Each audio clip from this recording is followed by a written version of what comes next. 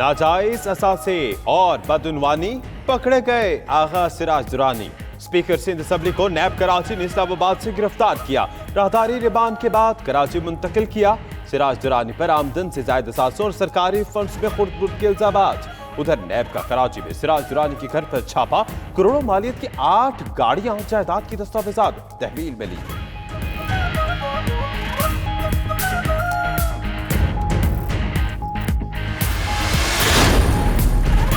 Peoples party के रहनुमाओं, वज़रा और अरकान असम्बली का सिराज दुरानी के घर के बाहर धरना।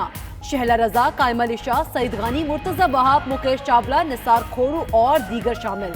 रहनुमाओं को घर में दाखिल नहीं होने दिया गया। दरवाजे पर रेंजर्स तैनात। पीपल्स पार्टी ने मामले पर आज इजलास बुला लिया। गुज़िश्ता रोज 2 इजलास हुए। जरदारी की फजल रहमान से मुलाकात भी हुई।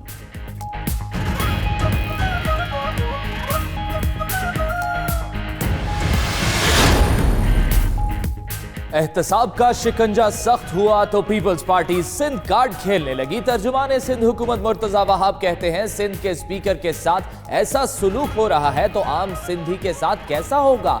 सिराज दुरानी की फैमिली को हफ्जे बेजा में रखा गया। डरने वाले नहीं हैं, पहले भी मुकाबला किया, अब भी करेंगे। निसार खोड़ो बोले, सिंध हुकूमत तोड़ने के लिए फॉरवर्ड ब्लॉक बनाने की कोशिश नाकाम हो गई।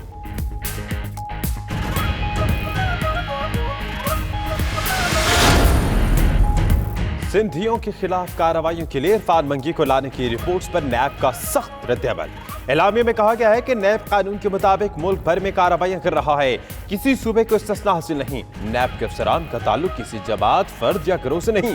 नैब कराची की टीम ने सिराज दुरानी को आमदन से ज्यादा सासा केस में गिरफ्तार किया।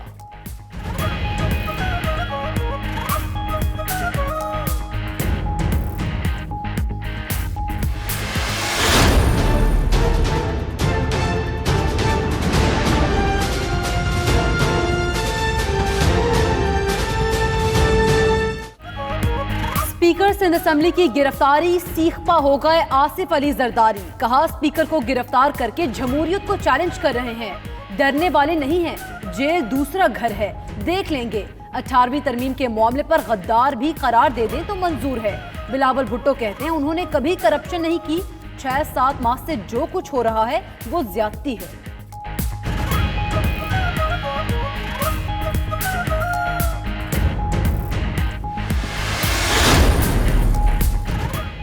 लंदन में होटल में बिलावल भुट्टो की कारकुनों से मुलाकात के मौके पर जियाले आपस में गुत्थम गुत्था हो गए। झगड़ा पुराने वर्कर्स के गिले शिकवों पर शुरू हुआ। एक कारकुन को गिरेबान से पकड़कर बाहर लाया गया।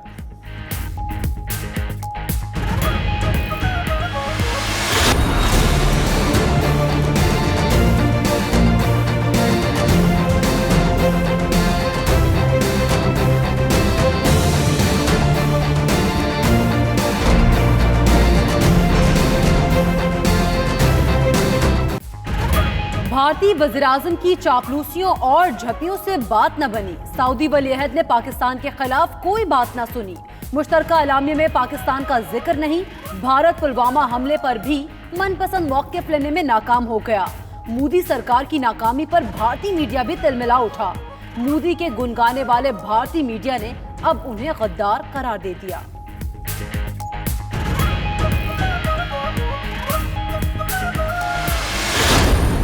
इमरान खान, तुमसे कोई बातचीत नहीं।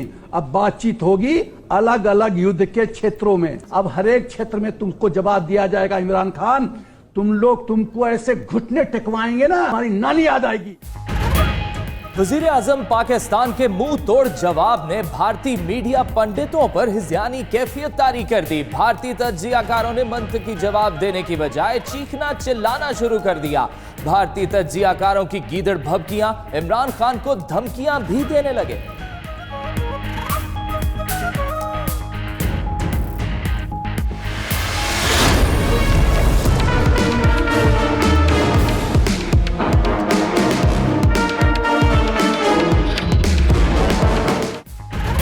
नाइट न्यूज ने भारतीय जेल में तशद्दुद से शहीद किए गए पाकिस्तानी का घर ढूंढ लिया। शाकिर का ताल्लुक सियालकोट के इलाके जसरवाला से है। अहले खाना कहते हैं शाकिर सैर के लिए घर से निकला, गलती से बॉर्डर पार कर गया। 2003 से भारतीय जेल में था। उधर पाकिस्तान ने अपने शहरी की शहादत पर भारत से जवाब मांग लिया। भारत में मुकीम पाकिस्तानियों की हिफाजत का मुतालबा।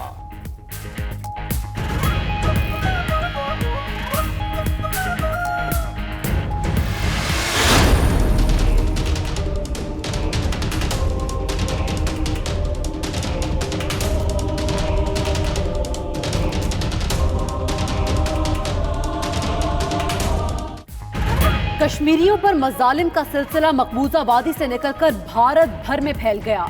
राजस्थान, गुड़गांव और जयपुर के तालीमी इदारों में कई कश्मीरी तलबा और तालिबात मुअत्तल। बेंगलोर और चेन्नई से मुतअद्दिद तलबा गिरफ्तार।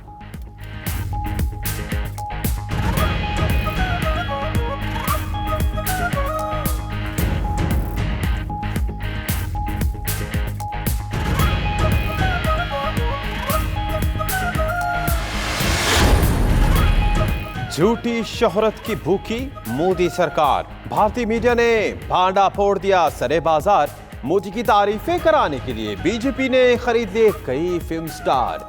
अदाकारों को भारतीय वज़ीर आज़म की तारीफ करने पर 2 से 50 लाख रुपए तक दिए गए। विवेक ओबराय, अमीषा पटेल, सनी लियोनी, शक्ति कपूर, जैकी श्रॉफ, माहिमा चौधरी और मीका सिंह शामिल।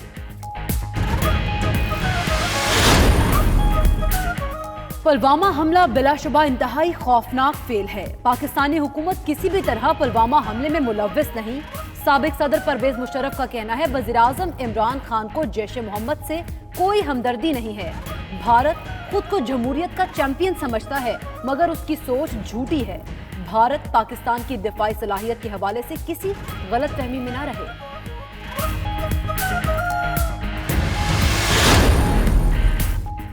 वज़ीर आज़म ने कौमी सलामती कमेटी का इजलास आज तलब कर लिया। आर्मी चीफ और दीगर सर्विसेज चीफ्स शिरकत करेंगे। कई वज़रा, हसास इदारों के सरबराह और दीगर सिक्योरिटी हुकाम भी शरीक होंगे। इजलास में पुलवामा ड्रामे, कुलभूषण केस, अफगान अमन अमल, सऊदी वली अहद के दौरे और सिक्योरिटी सूरत हाल पर गौर होगा।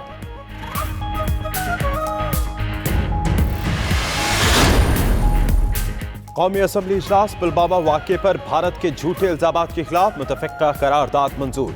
कश्मीर में जद्दोजहद आज़ादी को पाकिस्तान से जोड़ना दुरुस्त नहीं।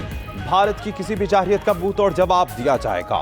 करारदाद का मतन। स्पीकर ने अपोजिशन को सिराज दुरानी की गिरफ्तारी का मामला उठाने का मौका ही ना दिया।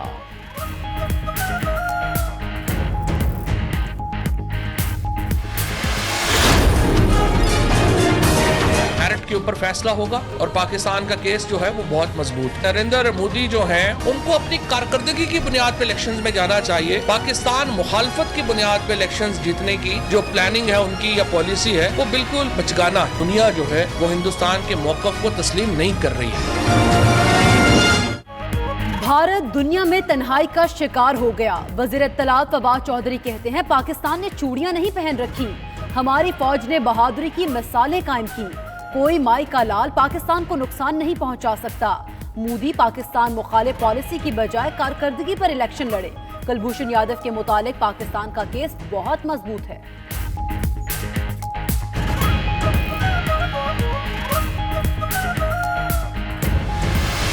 I am Commander Kulbhushan Jadhav, number 4155 Zulu of the Indian Navy, working with RAW. I have been treated with dignity and honor and in a very professional manner by the Pakistani authorities.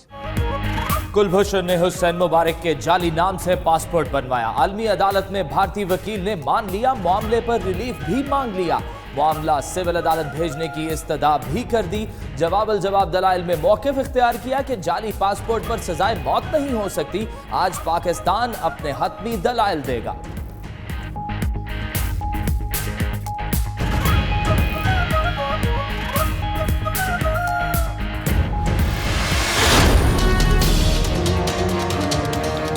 मैंने अपने prime minister house में अब तक 30% खर्चे कम कर चुका हूँ। 15 करोड़ रुपया हम बचा चुके हैं। मैं खुद अपने घर में रहता हूँ, अपना सारा घर का खर्चा खुद देता हूँ। टैक्स के पैसे पे किसी को हमने बाहर इलाज पे नहीं भेजना है, पाकिस्तान में इलाज करवाएं ताकि हम पाकिस्तान के अस्पताल ठीक करें।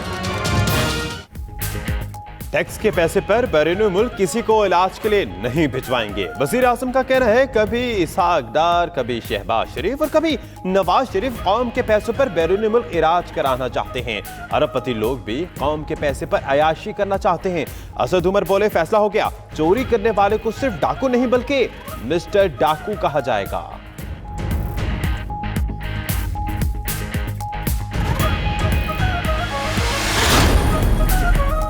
वज़ीर-ए-आज़म की ज़ेर सदारत इंसदाद मनी लॉन्ड्रिंग से मुतालिक अहम इजलास, Farrukh Naseem, Shahzad Akbar, DG-ISI lieutenant general Asim Munir की शिरकत। चेयरमैन FBR, DG इंसदाद मुनशियात और दीगर हुकाम भी शरीक हुए।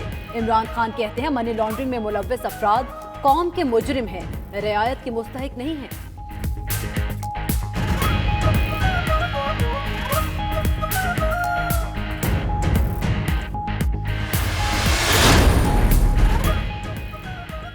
सरकारी टीवी के मामले पर सरकार के अंदर इख्तिलाफात।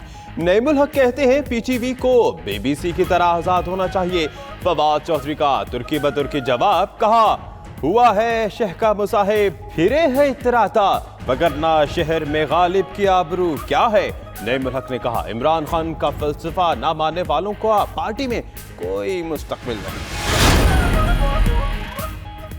पाकिस्तानियों के लिए खुशखबरी, वजीर आजम इमरान खान वजीर मजहबी उमूर की कोशिशें रंग ले आई। सऊदी अरब ने पाकिस्तानियों को ई-वीज़ा की सहूलत फराहम कर दी। आज़मीन हज और उम्रा ज़ायरीन भी ई-वीज़ा की सहूलत हासिल कर सकेंगे। उधर वजीर खारजा का सऊदी हम मनसब से टेलीफोनिक राब्ता। शाह महमूद कहते हैं सऊदी अरब ने पाकिस्तान के लिए हज कोटा 2 लाख कर दिया।